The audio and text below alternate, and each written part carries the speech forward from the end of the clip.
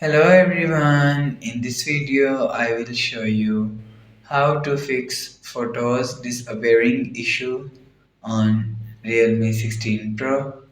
Let's start the video.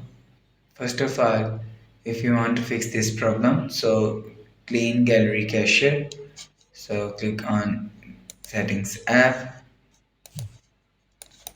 Now in setting, scroll down, scroll down and click on apps. After click on apps, click on app management.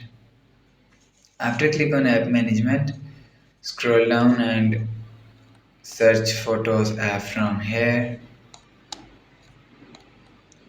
Click on photos app.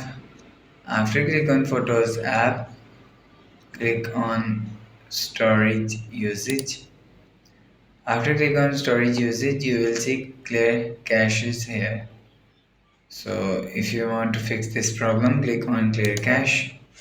After click on clear cache, you will see your problem is solved. After the process, go back to home screen.